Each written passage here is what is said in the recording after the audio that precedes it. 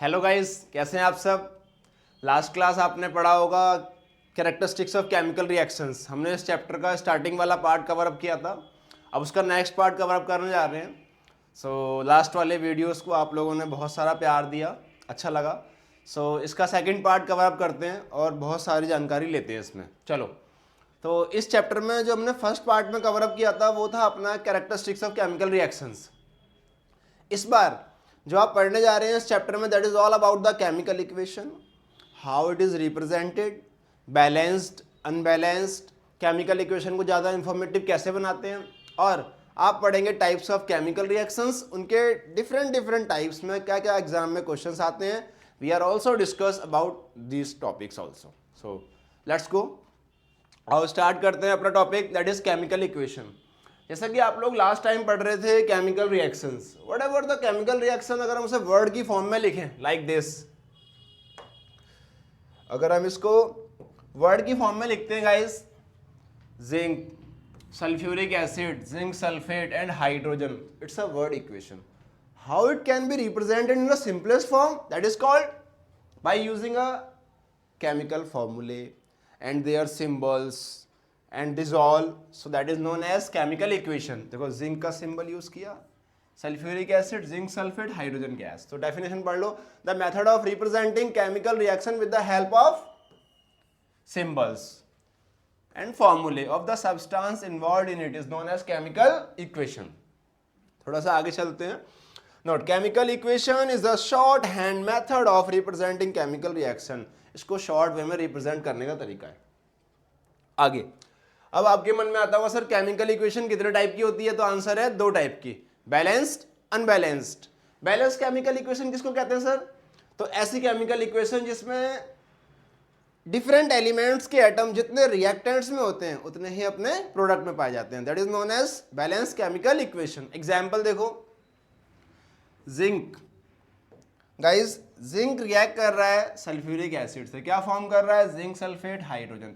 आप reactant, left वाला part आपको पता होगा रिएक्टेंट कहलाता है, राइट वाला प्रोडक्ट। तो रिएक्टेंट वाले पार्ट में आप देखो जिंक के कितने एटम है? आंसर है 1, प्रोडक्ट में भी 1, हाइड्रोजन 2, प्रोडक्ट में 2, सल्फेट SO4 1, SO4 1।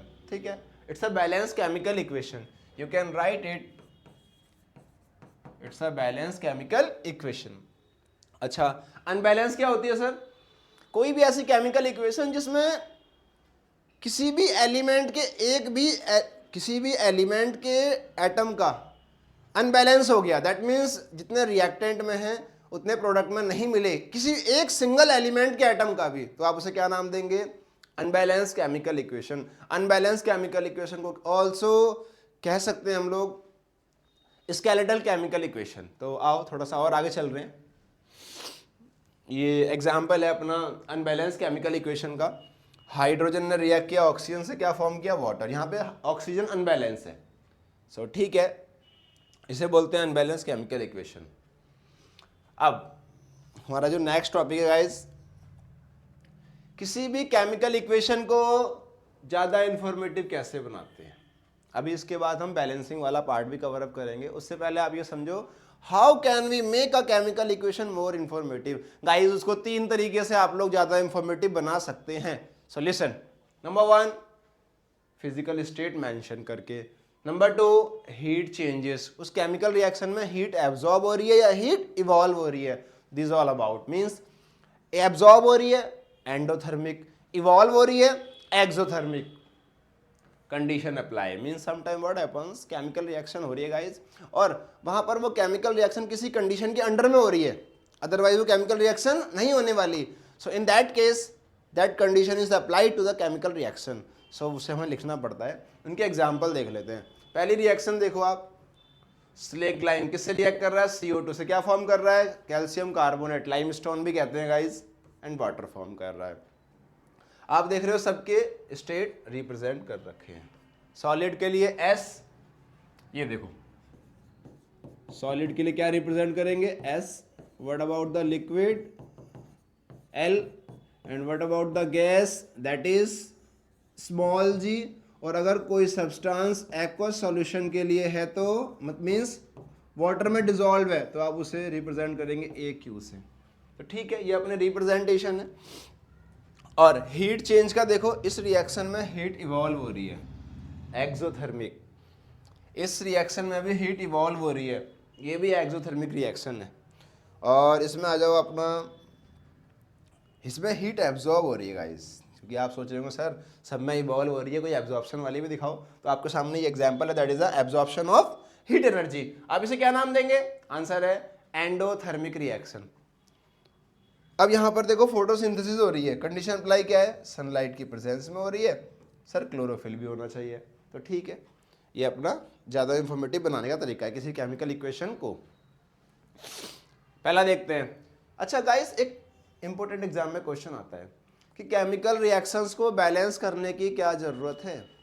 हम लोग जनरली केमिकल इक्वेशंस को बैलेंस करते हैं। So question is that what do we need to balance the chemical equation? तो आंसर है we need to balance the chemical equation to satisfy the law of conservation of mass. जितना आपने reactant में मास लिया है उतना ही मास हमें कहाँ मिलना चाहिए? आंसर है प्रोडक्ट में। तो ठीक है, यहाँ पर कुछ अनबैलेंस केमिकल इक्वेशन है, इन्हें बैलेंस कैसे करते हैं सिखा देते हैं आपको। फर्स्ट पॉइंट, फर्स्ट वाला डिस्कस करते हैं। सोडियम रिएक्शन कर रहा है ऑक्सीजन से, क्या फॉर्म कर रहा है? Sodium oxide. सोडियम के नंबर ऑफ एटम 2 1, ऑक्सीजन का 1 है या 2 है। इसको बैलेंस करने के लिए हमने 2 से मल्टीप्लाई कर दिया, ठीक है। ऑक्सीजन 2, लेकिन सोडियम कितना हो गया सर? 4, तो सोडियम के आगे हम 4 लगा देंगे। सोडियम के नंबर ऑफ एटम कितने हो गए? 4। तो रिएक्शन हो जाएगी अपनी 4 sodium plus O2 to form 2 Na2O। It's a balanced chemical equation, ठीक है। ये भी अपना हाइड्रोजन पेरोक्साइड लिया, वाटर फॉर्म किया प्लस ऑक्सीजन। इसको बैलेंस कैसे करेंगे गाइस? हमने देखा ऑक्सीजन 2 है, इधर 2 इधर 1, इसको 2 से मल्टीप्लाई कर दिया, कितने हो गए? 2 + 2। ऑक्सीजन कितने हो गए? 4। पहले हमें किसी भी सिंगल पे वर्क करना होता है, फिर सेकंड वाले पे, और इसमें एडजस्टमेंट भी करनी होती है। सम टाइम हमने कोई नंबर लिखा, सेटअप नहीं हो रहा, दोबारा उसे चेंज कर लो। इसे बोलते हैं हिट एंड ट्रायल मेथड। कौन सा मेथड यूज कर रहे हैं गाइस आप? Hit and trial method. देखो ऑक्सीजन बैलेंस हो गया, ऑक्सीजन कितने हो गए? 4, यहाँ पर 2 है, 2 से मल्टीप्लाई कितना हो गया सर? 4। हाइड्रोजन 2 2 जा 4, 2 2 जा 4। It's a balanced chemical equation. इस तरीके से आप सारे बैलेंस कर लेना, बहुत इजी है। आओ कुछ क्वेश्चंस दिए गाइस अपने पास, 3 क्वेश्चन है, आप इन्हें पढ़ लेना, और ये बहुत ज़्यादा इंपॉर्टेंट है। इस क्वेश्चन का आंसर हमने फर्स्ट वीडियो में डिस्कस किया हुआ है, आप वहाँ देख सकते हैं। बहुत इंपॉर्टेंट है, एग्जाम में पूछते भी हैं, नॉलेजेबल पॉइंट ऑफ व्यू से भी अच्छा है। तो ये केमिकल इक्वेशन दे रखी है आपको वर्ड फॉर्म में, you have to represent them as a chemical equation in the symbolic representation. तो आप इन्हें करना, बैलेंस भी करना। अब हम पढ़ने जा रहे हैं types of chemical reaction. Guys chemical reaction के 5 टाइप्स होते हैं: combination, decomposition, displacement, double displacement, redox reaction. इनका बहुत इंपॉर्टेंस है आपकी डेली लाइफ में भी और यहाँ पर चैप्टर के अंदर भी।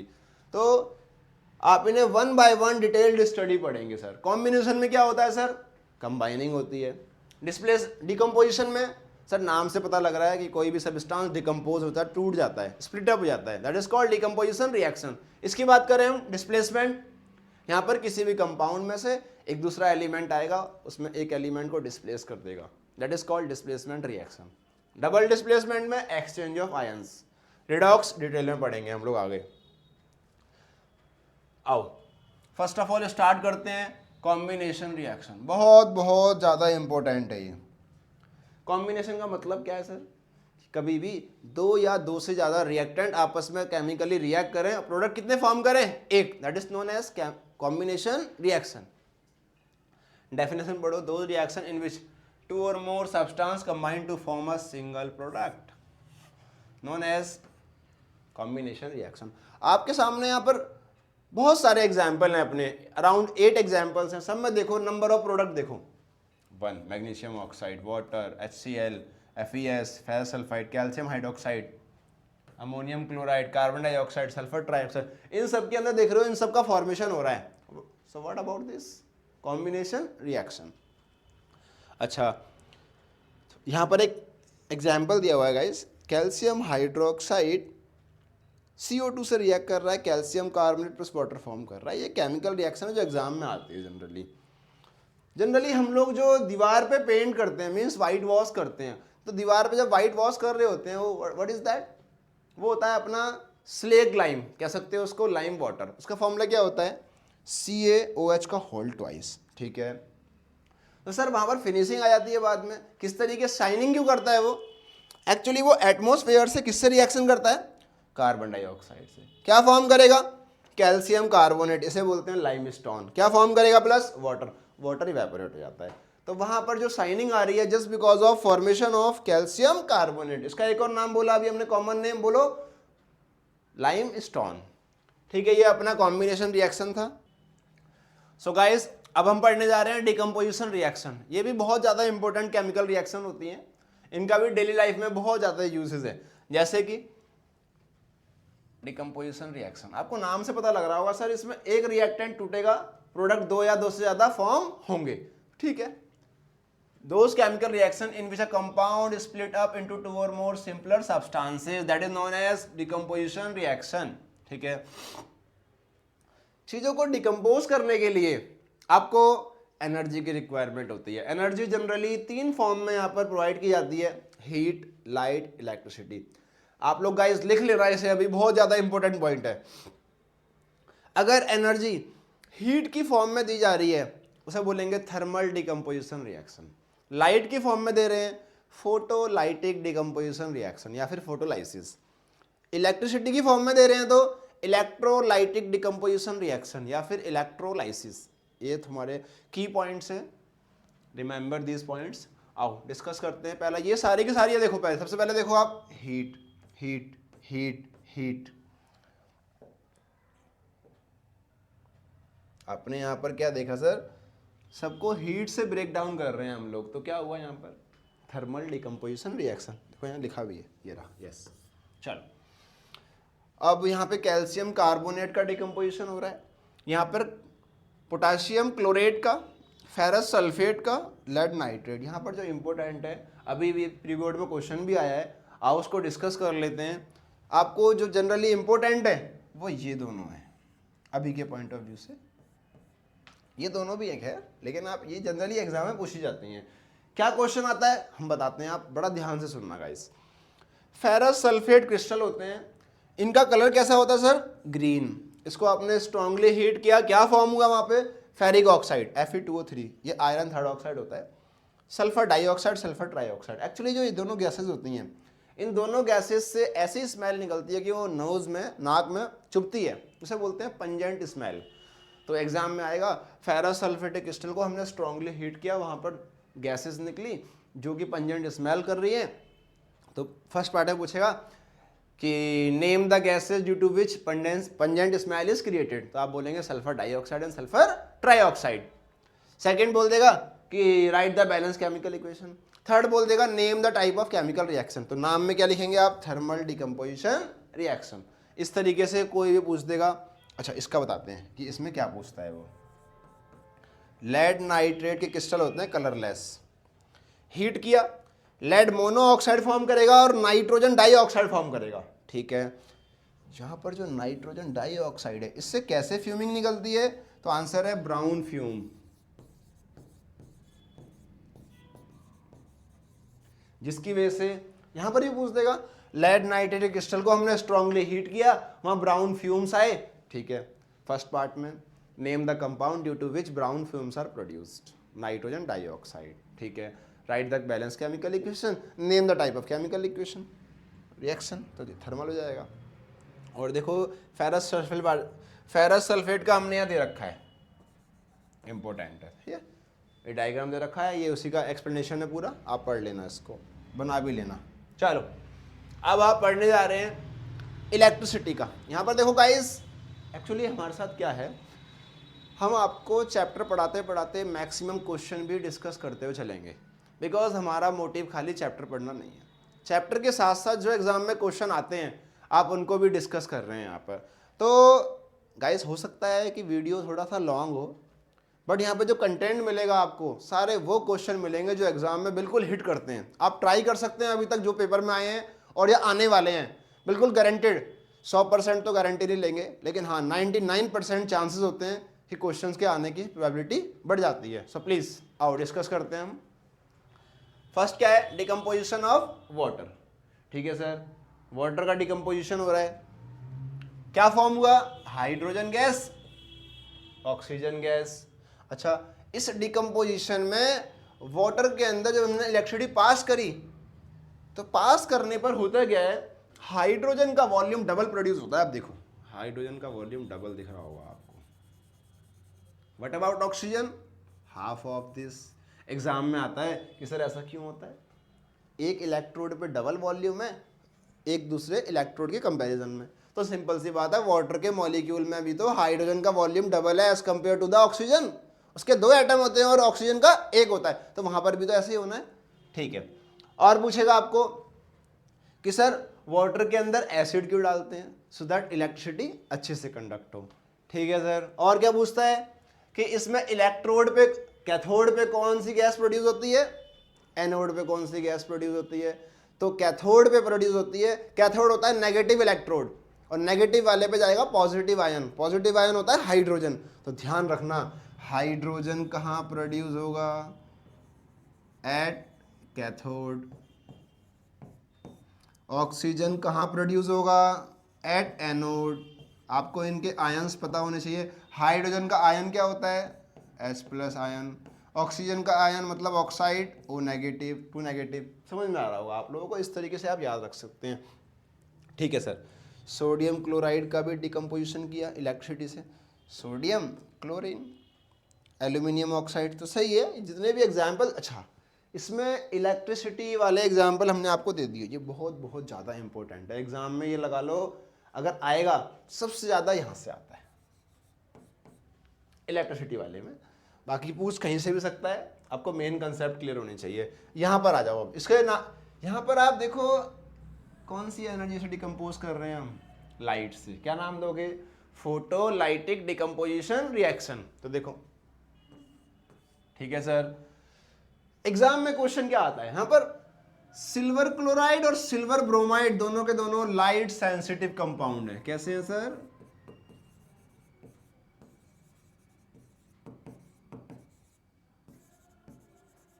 Light sensitive compound. ठीक है, तो सिल्वर क्लोराइड और सिल्वर ब्रोमाइड, ये होता है वाइट, ये होता है पेल येलो, मतलब हल्का येलो। दोनों को आप सनलाइट में एक्सपोज कर दो, सनलाइट आते ही क्लोरीन गैस डिकम्पोज हो जाती है, उड़ जाती है। ठीक है, क्या बचा, सिल्वर। सिल्वर होता है ग्रे, तो एग्जाम में आता है सिल्वर क्लोराइड वाइट से ग्रे क्यों हो जाता है, एक्सपोज करने पर। सिंपल सी बात है, क्लोरीन गैस डिकम्पोज हो गई। ये भी येलो से कैसा हो जाएगा, ग्रेइश, मतलब you can say silver grey. Why, just because of decomposition of chlorine gas. तो समझ में आ रहा होगा आपके, यहां से भी 3-3 नंबर के क्वेश्चन उठ जाते हैं। एक क्वेश्चन और उठता है गाइस, सुनो ध्यान से। बोल देगा आपसे, sir why silver chloride is stored in dark colour bottles. आप जानते हैं यार, कोई चीज है अपने वाइट बनाई है हमने, हम चाहेंगे वो वाइट रहे, ग्रेइश ना हो। ग्रेइश क्या हो जाता है, कलर फेडिंग हो जाती है। तो आप चाहोगे कि वो वाइट का वाइट बने रहे, ग्रे ना हो। कैसे पॉसिबल है सर, इसे आप सनलाइट से प्रिवेंट करें। वो कैसे पॉसिबल है, इसे डार्क, मतलब इसे सनलाइट को रिफ्लेक्ट कर दें, बाहर के बाहर ही, अंदर नहीं आने चाहिए। इसलिए इन सिल्वर के जो दोनों लाइट सेंसिटिव कंपाउंड है, इन्हें कहाँ स्टोर करते हैं, तो आंसर है डार्क कलर की बोतल के अंदर। ठीक है, आसान है, आपको मैंने क्वेश्चन ही बता दिया क्या क्या एग्जाम में आता है, और भी आगे चल रहे हैं अब हम। दैट इज डिकम्पोजिशन के यूजेस। कहाँ यूज होती है सर, ये बहुत सारे मेटल को उनके कह सकते हैं ओर से एक्सट्रैक्ट करने के लिए। यस, तो सोडियम मेटल को भी एक्सट्रैक्ट करते हैं, और एल्यूमिनियम को भी एल्यूमिनियम ऑक्साइड से निकालते हैं। डिकम्पोजिशन और कहीं होती है हमारी बॉडी में, फूड को डाइजेस्ट करने में। जो हम लोग खाना वगैरह खाते हैं, हमारी बॉडी में डाइजेस्ट हो रहा है, तो ब्रेक डाउन ही तो हो रहा है। क्या नाम देंगे उसको, डिकम्पोजिशन रिएक्शन। आओ एक क्वेश्चन देख लेते हैं, बहुत इंपॉर्टेंट है और इजी भी है। एक सॉल्यूशन लिया एक एक्स सब्सटेंस का, उसे हम कहाँ यूज कर रहे हैं, वाइट वॉशिंग में। सर वाइट वॉश के लिए सब्सटेंस यूज करते हैं, तो एक्स सब्सटेंस क्या हुआ हमारा, कैल्शियम ऑक्साइड। ठीक है, name the substance x, first part हो गया अपना। सेकंड पार्ट क्या बोला है, सब्सटेंस की वाटर से रिएक्शन कराओ, करा देते हैं, बहुत फेमस भी है रिएक्शन। तो देखो हमने क्या किया, कैल्शियम ऑक्साइड लिया, इसकी वाटर से रिएक्शन करा दी, क्या फॉर्म करेगा sir, calcium hydroxide. Calcium hydroxide का कॉमन नेम किसी बच्चे को पता है तो कमेंट करो।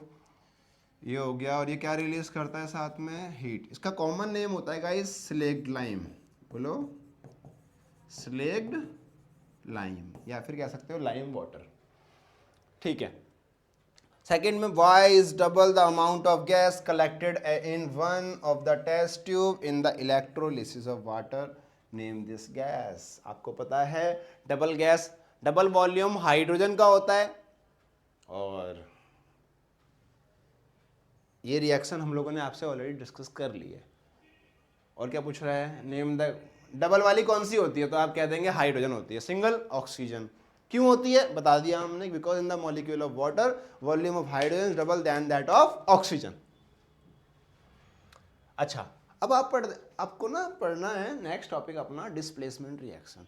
तो डिस्प्लेसमेंट रिएक्शन से पहले आपको एक चीज समझनी बहुत बहुत जरूरी है कि सर डिस्प्लेसमेंट रिएक्शन में हम पढ़ेंगे कि ए बी एक कंपाउंड है, सी आया, सी ने ए को डिस्प्लेस कर दिया, इसने बनाया सी बी और ए अलग हो गया। क्या ऐसा हमेशा होने वाला है? नहीं। कंडीशन क्या है सर, सी ए को डिस्प्लेस कर रहा है क्योंकि सी ए से ज्यादा रिएक्टिव है। ठीक है, ये कैसे पता लगेगा कौन किससे ज्यादा रिएक्टिव है, आओ उसको समझ लेते हैं। उसके लिए अपने पास है रिएक्टिविटी सीरीज ऑफ मेटल्स, ये आपकी मेटल की सीरीज है। सबसे high reactive potassium, sodium, calcium, magnesium, aluminium, ऐसे आप लोग पढ़ लेना सारा। चलो, ये आपके नॉन मेटल की रिएक्टिविटी सीरीज है, इसको भी याद कर लेना, काम आएगी। अब आप बात करते हैं डिस्प्लेसमेंट रिएक्शन। यहां पर क्या होगा कि किसी भी केमिकल रिएक्शन में एक कंपाउंड में से एक एलिमेंट को दूसरा एलिमेंट बाहर से आएगा, उसको डिस्प्लेस कर देगा, इसे हम बोलेंगे डिस्प्लेसमेंट रिएक्शन। तो देखो, those reaction in which element takes place another element in a compound are known as displacement reaction. More reactive element displace a less reactive element from its compound. ठीक है, यहाँ पर देखो कॉपर को कौन displace कर रहा है, जिंक। क्या फॉर्म कर रहा है, जिंक सल्फेट फॉर्म करेगा। ठीक है, यहाँ पे ना कलर चेंजेस आते हैं बहुत ज़्यादा। सपोज दैट कॉपर सल्फेट लिया, ब्लू होता है, जिंक सल्फेट बना, आपका हो जाएगा कलरलेस। यहाँ से एग्जाम में एक क्वेश्चन आता है, देखो सामने भी आपके, बोल देगा कि write the observation that takes place when iron nail is dipped into the solution of copper sulphate. तो आपको पता है कॉपर सल्फेट ब्लू होता है, आयरन आएगा कॉपर को डिस्प्लेस करे, क्या बनाएगा, फेरस सल्फेट। तो फेरस सल्फेट ग्रीन हो जाता है अपना। तो उसी के हिसाब से आपको दो चार कलर याद रखने होंगे, बाकी काम आ जाएगा आपका। ये जिंक, मैग्नीशियम कॉपर को डिस्प्लेस कर रहा है, मैग्नीशियम सल्फेट, फेरस कॉपर को फेरस सल्फेट, लेड कॉपर को लेड क्लोराइड, कॉपर सिल्वर को copper nitrate. These all are the compounds in which there is a displacement reaction is taking place. तो ठीक है, आप लोग पढ़ लेना। हाँ, पढ़ने के साथ साथ आपको यहाँ पर क्वेश्चन के आंसर देने भी आने चाहिए गाइस। जैसे मैंने आपको बताया, उसके लिए आपको कलर याद करने पड़ेंगे, ज़्यादा कलर याद नहीं करने, दो चार याद कर लेना। मैं बताता हूँ कौन से, हिट कर लेना इसको बिल्कुल, और एग्जाम में आने के चांसेस ही होते हैं बिल्कुल, please. Zinc sulphate colourless, ferrous sulphate greenish, copper sulphate blue, copper nitrate blue. तो ये कुछ सॉल्ट हैं जिनके कलर आपको नोटबुक पर नोट डाउन करने हैं। यहाँ पर भी डिस्प्लेसमेंट रिएक्शन हो रही है। ऐसा भी नहीं है हमेशा केमिकल रिएक्शन होती है ये, sometime displacement reaction does not takes place. Why? क्योंकि वहाँ पर लो रिएक्टिव मेटल होता है, सामने हाई आ जाता है, तो उसको डिस्प्लेस नहीं कर पाता। उसके लिए आपको रिएक्टिविटी सीरीज याद करनी पड़ेगी गाइस। चलो, now you are going to study about double displacement reactions. क्या होती है यहाँ पर, एक्सचेंज ऑफ आयंस है। डजंट मैटर कौन हाई रिएक्टिव और कौन लो रिएक्टिव है। ठीक है, आओ डिस्कस कर लेते हैं। मान लो ए बी कंपाउंड है, ये सी डी है, ए सी का प्लेस लेगा, ए डी हो गया, सी ए का प्लेस लेगा, सी बी हो गया। What happens over there? There is a exchange of ions. क्या बोलोगे? Double displacement reaction. यहां पर कुछ एग्जांपल है अपने। सिल्वर नाइट्रेट ने सोडियम क्लोराइड से रिएक्शन किया, तो सिल्वर क्लोराइड, सिल्वर नाइट्रेट, देखो sorry, silver chloride sodium nitrate, yes this easy है। यहां पर भी आपको एक चीज देखने को मिलेगी, जनरली क्या होता है डबल डिस्प्लेसमेंट रिएक्शन में, समटाइम्स सॉलिड प्रोडक्ट बनते हैं। सॉलिड प्रोडक्ट को हम लोग क्या नाम देते हैं? प्रेसिपिटेट। हमने आपको फर्स्ट वीडियो में समझाया था, वहां से आप लोग डिस्कस करना बहुत इंपॉर्टेंट है। तो कुछ आपको याद रखनी होगी, कौन सी रिएक्शन जो ज्यादा इंपॉर्टेंट है सर? देखो, एक ये भी थोड़ी सी इंपॉर्टेंट है, कॉपर सल्फाइड, ये ब्लैक पीपीटी है, इसको याद कर लेना। वाइट पीपीटी, ये इस पे तो 3 स्टार इंपॉर्टेंट है, एग्जाम में 3 मार्क्स में क्वेश्चन आता है, इतनी ज़्यादा नहीं है। अच्छा, इसका एग्जाम में क्वेश्चन कैसा आता है कि हमने लेड नाइट्रेट को पोटाशियम आयोडाइड से रिएक्शन करा दी, 2 टेस्ट ट्यूब ली, रिएक्शन करा दी, what happens? There is a formation of a product. क्या बना सर? जो ही बनेगा प्रोडक्ट, हमें नहीं पता क्या क्या बना। तो वहां पर एक येलो प्रोडक्ट बना, बोल दिया उसने कि sir there is a formation of a yellow precipitate. ठीक है, फर्स्ट पार्ट है, बोलेगा name the compound due to which this precipitate is formed. क्या बोलेंगे आप? Lead iodide. फिर सेकंड में बोल देगा right the balance chemical equation, लिख दिया। Name the type of chemical reaction, double displacement, precipitation. ठीक है, ये सारे एग्जाम्पल हैं अपने, जो कि एग्जाम में बहुत ज़्यादा पूछे जाते हैं। सो गाइस, अब हम स्टार्ट करने जा रहे हैं ऑक्सीडेशन एंड रिडक्शन रिएक्शन। जैसा कि हमने आपको बताया था अभी, ऐसी केमिकल रिएक्शन जिसमें ऑक्सीडेशन भी हो और रिडक्शन भी हो, उसे आप क्या नाम देंगे? Redox reaction. ठीक है, तो इसको एक और नाम देते हैं, that is called redox reaction. अच्छा, ऑक्सीडेशन का मतलब क्या होता है सर? Addition of oxygen. किसी भी सब्सटेंस में ऑक्सीजन ऐड हो रही हो तो आप क्या नाम देंगे? Addition of, sorry, oxidation. Hydrogen remove हो रहा हो तब भी ऑक्सीडेशन।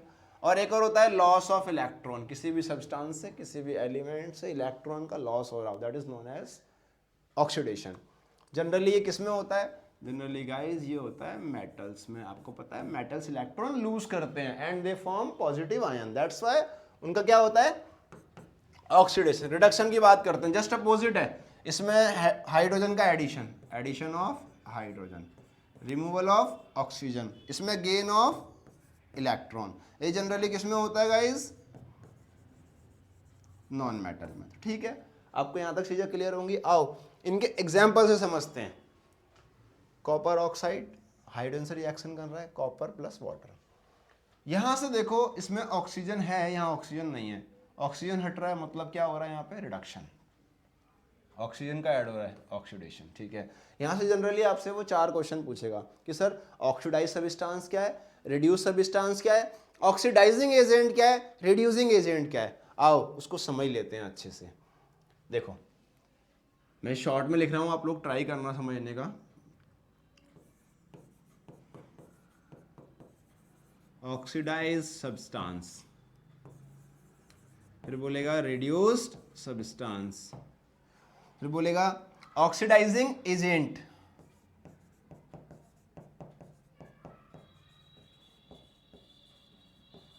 फिर बोलेगा रिड्यूसिंग एजेंट। ऑक्सीडाइज सब्सटेंस, इसमें हमेशा एक चीज और ध्यान रखनी है आपको, कुछ भी पूछे this you have to answer always from the reactants. इसमें ऑक्सीडेशन किसका हो रहा है? तो ऑक्सीडाइज सब्सटेंस क्या हुआ? Copper oxide. Reduce substance, sorry उल्टा हो गया, ऑक्सीडेशन किसका हो रहा है? सब्सटेंस, सॉरी, ऑक्सीडेशन किसका हो रहा है? वो हाइड्रोजन का, तो अपना ऑक्सीडाइज सब्सटेंस हाइड्रोजन है। रिड्यूस कौन हो रहा है? Copper oxide. जो रिड्यूस होता है वही क्या कहलाता है? Oxidising agent. और जो ऑक्सीडाइज होता है वो क्या कहलाता है? Reducing agent. तो दैट्स इट, आपको समझ में आ रही होंगी चीजें। ऐसे इसमें this hydrogen sulphide chlorine, sulphur plus HCl। Hydrogen sulphide ने क्लोरीन से रिएक्शन किया, यहाँ पर हाइड्रोजन है, यहाँ पे हाइड्रोजन, हाइड्रोजन का हटना, रिमूवल ऑफ हाइड्रोजन कहलाता है ऑक्सीडेशन। तो यहाँ पर और यहाँ पे जुड़ रहा है, रिडक्शन। ऑक्सीडाइज सब्सटेंस कौन सा है गाइस? H2S, इसका आंसर होगा H2S, हाइड्रोजन सल्फाइड। रिड्यूस क्या है? क्लोरीन। जो रिड्यूस होगा वही क्या कहलाएगा? Oxidising agent. और जो रिड्यूस होगा, जो ऑक्सीडाइज होगा वो रिड्यूसिंग एजेंट, H2S। कुल मिलाकर के आप छोटी सी एक बात और समझें, हालांकि ये तो हो गया कि हाँ हमने सर कर लिया, जो ऑक्सीडाइज वो रिड्यूसिंग एजेंट, जो रिड्यूस वो ऑक्सीडाइजिंग एजेंट, लेकिन इनका मतलब क्या है दोनों का? तो ऐसा सब्सटेंस जो किसी को ऑक्सीडाइज कर रहा हो, मतलब अपने पास से ऑक्सीजन उसको दे रहा है, इसका मतलब क्या हुआ? खुद रिड्यूस हो रहा है, दूसरे को ऑक्सीडाइज कर रहा है, तो वही क्या लाएगा? Oxidising agent. तो हम लोग यहाँ से, यहाँ की जगह डायरेक्ट ट्रिक से भी समझ सकते हैं। आओ अपना नेक्स्ट टॉपिक पे चल रहे हैं।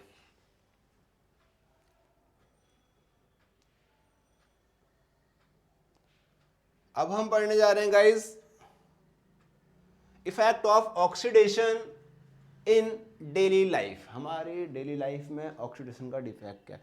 जनरली एक बात और है इसका, पहली बात तो हमारी लाइफ में डैमेजिंग इफेक्ट है दो चीज़ों पे, एक तो फूड मटेरियल पे और एक मेटल्स पे। तो सर मेटल पे कौन सा होता है? उस इफेक्ट को कहते हैं कोरोजन। और सर फूड मटेरियल पे उसको कहते हैं रैंसिडिटी। तो आओ पहले कोरोजन ऑफ मेटल पढ़ लेते हैं। Corrosion is a process in which metals are eaten up gradually by the action of air, moisture और a chemical on their surface। मतलब किसी भी सरफेस को, किसी भी मेटल के सरफेस को ये एयर, मॉइस्चर या कोई केमिकल उसे खराब कर देता है, कोरोड कर देता है, उसकी क्वालिटी घटा देता है, उसकी स्ट्रेंथ कम कर देता है। This all about the corrosion. ठीक है, तो कोरोजन अच्छा है हमारे लिए? नहीं, उसकी स्ट्रेंथ कम हो रही है। How can you say that कि अच्छा है सर? ठीक है, बैड इफेक्ट है, राइट। तो क्या करें सर उसके लिए? ये तो हो गया अपना कोरोजन। कोरोजन से बच कैसे सकते हैं? आपको पता है पेंटिंग वगैरह करते हैं, ऑयलिंग करते हैं, ग्रीसिंग करते हैं, ये सारे क्या तरीके हैं कि कुल मिलाकर के उस सब्सटेंस को एटमॉस्फेयर से कट कर दें, मतलब उनके कांटेक्ट में वो ना रहे। ठीक है, अब बात करते हैं rancidity. Rancidity generally food material में होती है। किसमें होती है गाइस? फूड मटेरियल में। कैसे होती है? आपने खाना रखा, बहुत देर रखा रहा, उसके अंदर जो ऑयल और फैट वगैरह होते हैं वो ऑक्सीडाइज हो जाते हैं, जिसकी वजह से सब्सटेंस का स्मेल, कलर वगैरह चेंज हो जाता है या और टेस्ट बिगड़ जाता है। तो हम क्या कहते हैं कि सब्सटेंस ऑक्सीडाइज हो गया है। ठीक है, और क्या पता कैसे चलेगा? पता चलेगा आपको अनप्लीजेंट स्मेल से, टेस्ट से। ये सारे तरीके हैं पता लगाने के। क्या सर हम उसे रोक सकते हैं? नहीं, आप बिल्कुल भी उसको रोक नहीं सकते। सामान तो खराब होना ही होना है, ऑक्सीडाइज तो होना ही होना है। प्रोसेस को स्लो कर सकते हैं। तो देखो, development of rancidity can be prevented और रिटार्डेड। जनरली मेनली रिटार्ड होती है, आप स्लो कर सकते हैं, स्टॉप नहीं कर सकते। कैसे? पहला पढ़ते हैं, by adding antioxidant. Antioxidant generally दो होते हैं स्टूडेंट अपने पास, BHA, BHT। ब्यूटिलेटेड, कहाँ लिखा है? ब्यूटिलेटेड हाइड्रोक्सी एनिसोल और ब्यूटिलेटेड हाइड्रोक्सी टोलुइन। देखो ये रहा BHA, BHT। और क्या लिखा है? Rancidity can be prevented by packaging food and oil containing food in nitrogen gas. Generally आपने देखा होगा चिप्स वगैरह जो होते हैं, कुरकुरे, चिप्स के पैकेट वगैरह जो होते हैं, इन सब के अंदर हम लोग नाइट्रोजन गैस फिलअप कर देते हैं। उससे क्या होता है? वो उसको एटमॉस्फेरिक एयर से दूर रखती है। नाइट्रोजन अनरिएक्टिव गैस है, रिएक्शन करेगी नहीं, सामान हमारा सेफ रहेगा। ठीक है sir. When the packed material surround by unreactive gas like nitrogen, बताया था अभी, there is no oxygen and cause its oxidation and make it rancid. जब वहाँ ऑक्सीजन ही नहीं है तो रैंसिडिटी नहीं होगी। और इन सब में हम लोग फिलअप करते हैं। Can be prevented by food in refrigerator, air tight container, food away from the light. ये सारे तरीके हैं जिनसे आप किसी भी प्रोसेस की, किसी भी फूड मटेरियल की लाइफ बढ़ा सकते हैं कि वो ज़्यादा दिनों तक बचा रहे, चल सके। जनरली कहाँ यूज़ करते हैं इसको? भाई सिंपल सी बात है, कोई भी इंडस्ट्री है, उन्होंने सामान बनाया, क्या वो आज ही बिक जाएगा? नहीं सर, उसको रोकना होगा और वो ख़राब भी होना है। तो हम चाहेंगे कि वो 2 की जगह 10-15 दिन में ख़राब हो, सो दैट उसको टाइम पीरियड मिल जाए अपना सेल आउट होने का। ठीक है, आगे चल रहे हैं। यहाँ पर आपको 3 क्वेश्चन दिए हैं। देखो, हो सकता है क्वेश्चन हमने डिस्कस कर लिए हो आपको, अब आप इसको एक बार समझ लेते हैं। Why does the color of copper sulfate solution change when an iron nail is dipped in? Simple सी बात है, आयरन कॉपर सल्फेट में से कॉपर को डिस्प्लेस कर देगा, क्या बनाएगा? Iron sulphate, green colour, copper को अलग कर देगा, रेड इज ब्राउन। ठीक है, give an example of double displacement reaction and other than activity, जो भी दे रखी होगी आपको। यहां पर आपको सब्सटेंस दे रखा है, बोला है ऑक्सीडाइज सब्सटेंस बताओ और रिड्यूस सब्सटेंस बताओ। तो देखो, सोडियम और ऑक्सीजन की रिएक्शन हो रही है, सोडियम प्लस ऑक्सीजन क्या फॉर्म कर रहा है? Na2।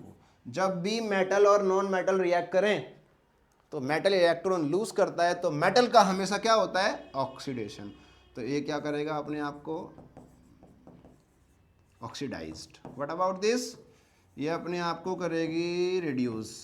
ठीक है, यहाँ पर भी कॉपर ऑक्साइड से क्या बन रहा है? कॉपर, मतलब रिडक्शन, रिड्यूस सब्सटेंस, और ये ऑक्सीडाइज सब्सटेंस, ऑक्सीडाइज हाइड्रोजन होगी। गाइस, हमने कुछ आपके लिए असाइनमेंट तैयार किया है, इन क्वेश्चन को आप लोग करना, और बहुत इजी क्वेश्चन भी है, एग्जाम पॉइंट ऑफ व्यू से बहुत इंपॉर्टेंट है। और इस वीडियो के दौरान हमने जो जो आपसे क्वेश्चन डिस्कस किए, जो जो बातें बोली हैं, आपने बड़ा गौर से, ध्यान से उन पॉइंट्स को लिखना और एग्जाम में देखना एज इट इज़ लाई करते हैं। तो और भी असाइनमेंट है अपना भी, ये है सर, इनको आप लोग कंसिडर करें, प्रैक्टिस करें। तब तक के लिए हम लोग नेक्स्ट वीडियो पे काम करेंगे। और अगर आप चाहते हैं किसी दूसरे टॉपिक पे, तो गाइस अपने पॉइंट को आप कमेंट में लिखिए कि सर क्या चाहिए, important question of physics, chemistry, bio, या फिर आप लोग चाहते हैं कि सर इस टाइम रैपिड रिवीजन कराया जाए, या आप चाहते हैं कि हम लोग इंपॉर्टेंट डायग्राम डिस्कस करें फिजिक्स के या फिर बायो के, व्हाटएवर जो भी है, आपको लगता हो कि यहाँ जहाँ डाउट है, आपका जो लैग डाउन हो रहा हो, आप कमेंट में लिखिए, हम उसे बिल्कुल ओवरकम करेंगे आपके साथ। Thank you for watching this video.